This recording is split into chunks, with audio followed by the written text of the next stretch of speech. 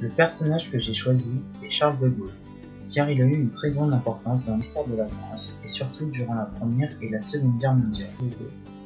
Charles de Gaulle est né à Lille le 22 novembre 1890.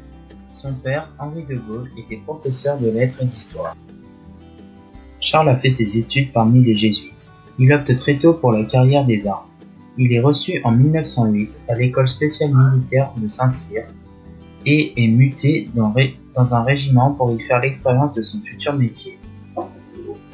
Il est alors élève officier au 33e régiment d'infanterie d'Arras, commandé par Pétain.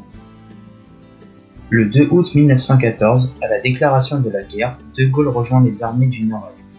Il fut prisonnier par les Allemands et libéré seulement à l'armistice le 11 novembre 1918. Lors de la Seconde Guerre mondiale, quand l'Allemagne nazie envahit la France, il arrête les Allemands à Abbeville. Il est nommé général le 1er juin 1940.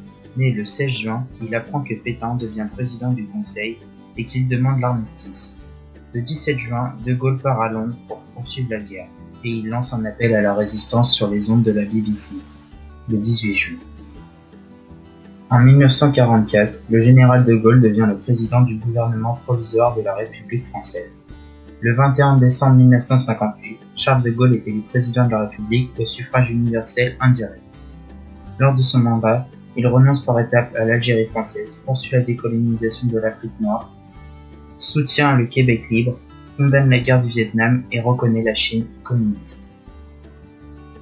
Il est réélu en 1965 au suffrage universel direct.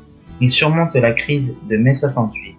En 1969, il engage son mandat sur un référendum et démissionne après la victoire du non. Il mourra 18 mois plus tard. Charles de Gaulle est considéré comme l'un des dirigeants français les plus influents.